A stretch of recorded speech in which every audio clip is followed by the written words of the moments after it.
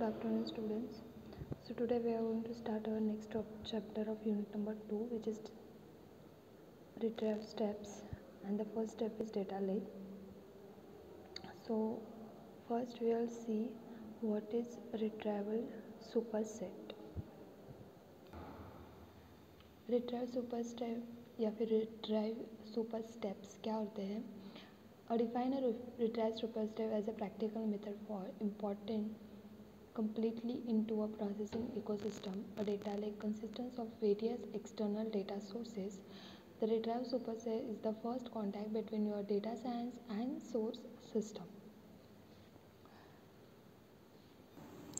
So basically retrieval supersteps क्या रहते हैं, तो आप लोग जब भी डेटा साइंस में डेटा को अलग अलग सोर्सेज से जब कनेक्ट करते हो या फिर अलग अलग सोर्सेज जो आपके लिए इन्फॉर्मेशन कलेक्ट करके लाते हैं और आप उसको जो first time by using source system check करते हो, that is retrieve super step. उसके बाद आप लोग डिसाइड करते हैं कि ये जो इन्फॉर्मेशन हमें कलेक्ट हुई है उसका हम लोग किस तरीके से यूसेज करेंगे.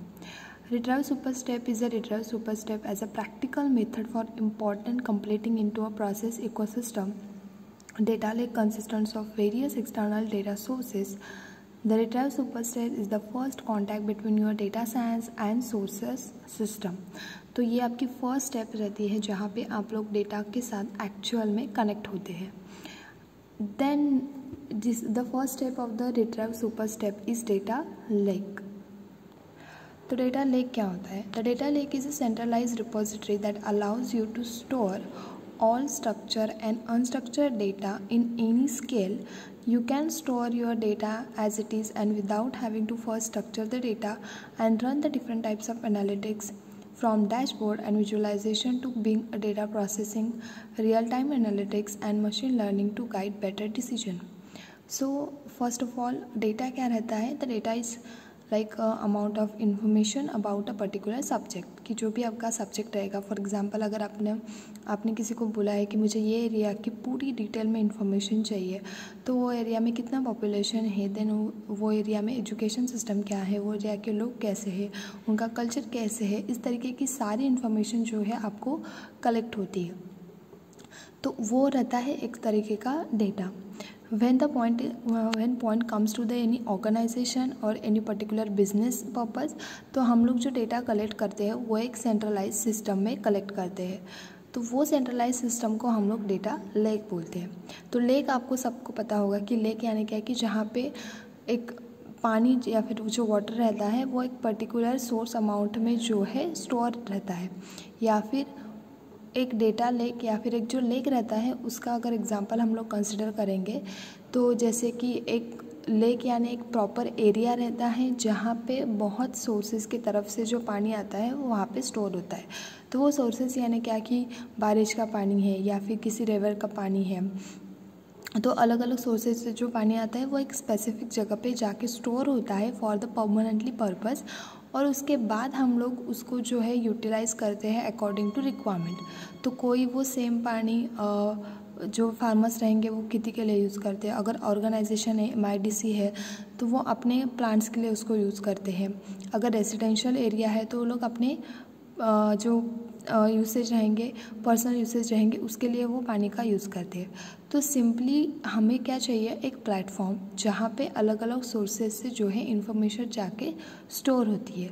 तो वो जो प्लेटफॉर्म रहता है वो रहता है आपका डेटा लेक. तो लेक यानी बेसिकली अ प्लेटफॉर्म और a centralise system where you can store your structured and unstructured data in any format. Then जो डेटा लेक रहता है उसको और अच्छे से समझने के लिए we need to understand what is data warehouse. तो डेटा वेयर हाउस कंसेप्ट कैसे आई? पहले तो हम लोग डेटा साइंस यूज़ करते हैं और उसके बाद जब डेटा को हम लोग अपग्रेड करने लगे, so now we can use the data warehouse. So data warehouse यानी क्या? The central location where all data will be store. For that you need to understand the requirement for the data. तो data warehouse यानी एक place जहाँ पे data हम लोग store करके रखते हैं. और डेटा वेयर हाउस का मीनिंग रहता है एक centralise place where you can store your data in a specific format. तो बेसिकली डेटा वेयर हाउस में जो डेटा स्टोर होता है वो पहले हम लोग लोड करते हैं और फिर उसको प्रोसेस करते हैं. और वो हमेशा एक स्ट्रक्चर डेटा रहता है, यानी उसका एक प्रॉपर मीनिंग रहेगा, प्रॉपर उसका एक फॉर्मेट रहेगा। ऐसे डेटा को हम लोग डेटा वेयर हाउस में स्टोर करते हैं। और जब ये कंसेप्ट अगर अच्छे से आपको समझ में आए कि डेटा वेयर हाउस यानी क्या, एक प्लेटफॉर्म और a place where you can store your data in a structure format, तो वो आपका एक डेटा वेयर हाउस रहता है। डेटा वेयर हाउस का टैगलाइन है first load your data then process your data, और इसके कम्प्लीटली अपोजिट है डेटा लेक। डेटा लेक की जो टैगलाइन आती है लोड फर्स्ट थिंक लेटर, यानी पहले लोड करो उसके बाद सोचो कि ये डेटा का क्या करना है। डेटा वेयर हाउस में आपको पहले सोचना है कि मुझे किस तरीके का डेटा चाहिए, किस तरीके की मेरी रिक्वायरमेंट है, और मैं उसी रिक्वायरमेंट का ही डेटा सेंट्रलाइज्ड प्लेस में स्टोर करूँगी। और इसके अपोजिट आता है डेटा लेक। मैं यहाँ पे सबसे पहले डेटा को कलेक्ट करूँगी डिफरेंट सोर्सेज से। जितना मुझे डेटा मिलेगा मैं सब डेटा जो है स्टोर करके रखूँगी स्ट्रक्चर या फिर अनस्ट्रक्चर फॉर्मेट में। जैसे मुझे मिलेगा रॉ डेटा सब मैं स्टोर करके रखूँगी और फिर उसको स्टडी करूँगी।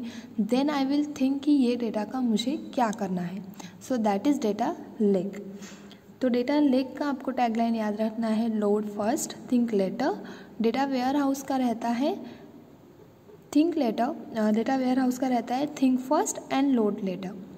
Then next is why do you need a data lake. Organisation that successfully generate the business value from their data will outperform their peers. The organization who implemented the data lake outperforming similar companies by 9% of organic revenue the growth. तो data lake की ज़रूरत हमें क्यों पड़ती है? Because day by day हम लोग जितना ज़्यादा टेक्नोलॉजी के ऊपर डिपेंडेंट हो रहे हैं, हर टेक्नोलॉजी जो है हमें एक specific amount of data generate करके देती है। फॉर एग्जांपल देखो, अगर आप लोग ऐसे डिपार्ट में गए हैं या फिर ऐसे होलसेल शॉप में गए हैं तो आप लोग क्या करते हैं कि बहुत सारा सामान जो है एक साथ परचेस करते हैं और उसका एक ही बिल जो है जनरेट करते हैं। तो जो शॉप वाले रहते हैं या फिर डिमार्ट वाले रहते हैं तो उनको अगर किसी भी प्रोडक्ट के लिए ऑफ़र लगानी है तो उन्हें अपने कस्टमर की हिस्ट्री निकालनी पड़ती है कि हमारे शॉप से कौन सी ऐसी चीज़ है जो सबसे ज़्यादा परचेस की जाती है। तो उसके लिए वो रोज़ वो चेक नहीं करेंगे, वो क्या करेंगे, उनके सिस्टम में जो बिल बनता है उसका स्टडी करेंगे कि सबसे ज़्यादा कौन सा प्रोडक्ट जो है बहुत ज़्यादा परचेस किया जाता है अपने शॉप से। तो उनका जो सेंट्रलाइज सिस्टम है, जो सर्वर है जहाँ पे बिलिंग सिस्टम चलती है, वो रहता है डेटा लेक, जहाँ पे सबसे पहले जो है डेटा लोड होता है। अलग अलग बिलिंग सिस्टम में अलग अलग सारे जो कस्टमर आते हैं उनका बिल जनरेट होता है। वो बिल के अकॉर्डिंग वो लोग टैली करेंगे कि सबसे ज़्यादा प्रोडक्ट कहाँ से जाता है, कौन सा प्रोडक्ट जाता है, और उसके ऊपर अगर हम लोगों ने ऑफ़र लगा दी तो वो सबसे ज़्यादा उसका प्रॉफिट होगा। तो इस तरीके से जो है डेटा लेक के ऊपर काम किया जाता है। तो डेटा लेक के ऊपर हम लोग जो है जितना अमाउंट ऑफ डेटा हमें अलग अलग सोर्सेज से मिलेगा हम लोग उसको कलेक्ट करेंगे। देन वी थिंक कि उसके ऊपर क्या प्रोसीजर करनी है, ये डेटा कहाँ पे यूज़ होगा, और उसके अकॉर्डिंग हम लोग उसका जो है यूज़ करते हैं। ये रहता है आपका first step of retrieve super set. तो रिट्राइव सुपर सेट जो रहता है फर्स्ट स्टेप रहता है जहाँ पे आप लोग एक्चुअल डेटा को कनेक्ट करते हो। देन उसके बाद next is data swamp. Next step रहता है data swamps. Data swamps are simply data lake that are not manage, they are not be fared, they need to be attempt. Following are the 4 critical steps to avoid the data swamp. Start with a concrete business questions, data quality, audit version management and data governance. So basically data lake क्या रहता है कि जहाँ पे हम लोग centralise platform पे जो है अलग अलग सोर्सेज से डेटा को कलेक्ट करते हैं, बट वहाँ पे जो डेटा आता है उसका एक स्पेसिफिक मीनिंग रहता है। उसके अंदर कोई भी मेटा डेटा की कंसेप्ट नहीं रहती है। तो मेटा डेटा यानी क्या, डेटा विद इन डेटा। एक अगर डेटा को आप लोग रीड करोगे तो उसके बहुत सारे मीनिंग निकलते हैं। तो ऐसे आपको वर्ड्स मिलेंगे, ऐसे आपको सेंटेंस मिलेंगे, या फिर ऐसे आपको पैराग्राफ मिलेंगे जिसके बहुत सारे मीनिंग्स रहते हैं। तो इससे क्या होता है, डेटाबेस की जो सिस्टम रहती है वो कंफ्यूज होती है। ऐसे बोल सकते हैं हम लोग कि वो कौन से कॉलम में डेटा को स्टोर करें। हम लोग जब भी डेटा को स्टोर करते हैं हमेशा टेबल फॉर्मेट में स्टोर करते हैं। तो फॉर एग्ज़ाम्पल अगर मेरा टेबल है first name, last name, age, mobile number, इस तरीके के 4 कॉलम से मेरा डेटा जो है स्टोर हो रहा है।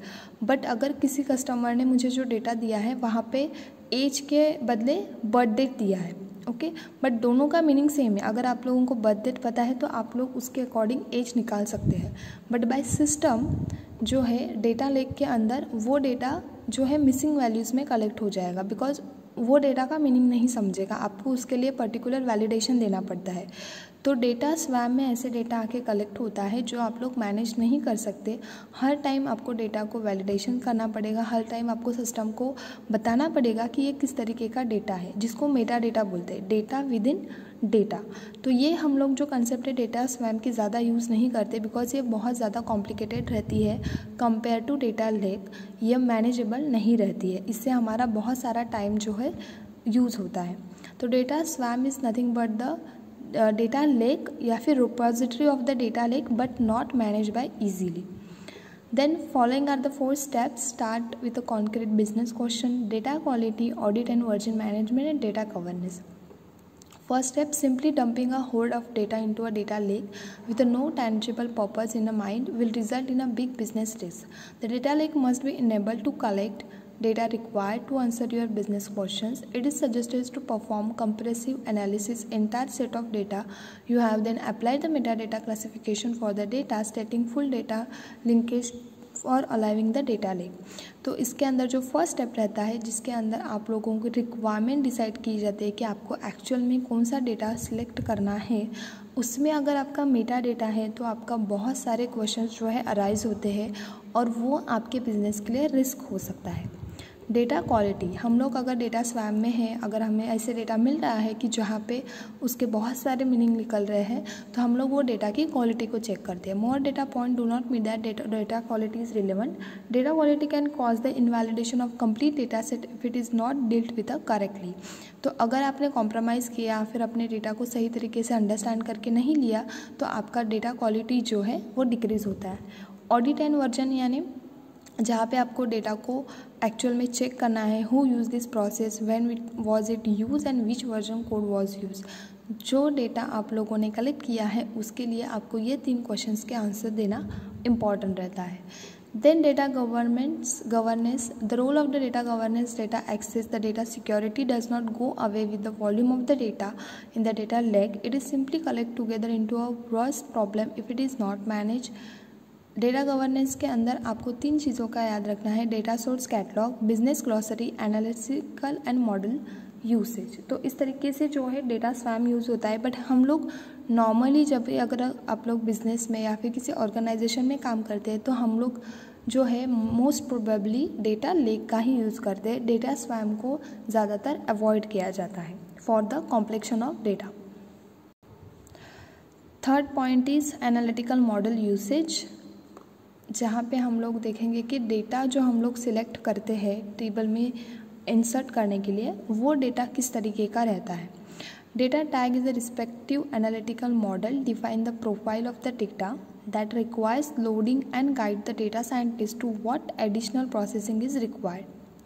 तो जो डेटा आप लोग कलेक्ट करके लाते हैं उसको हम लोग जब एनालिसिस करते हैं तो हम लोग डिसाइड करते हैं कि वो डेटा के ऊपर क्या स्टडी होना चाहिए या फिर क्या वर्क होना चाहिए जिससे वो डेटा जो है पर्टिकुलर या फिर परफेक्ट फॉर्मेट में आए।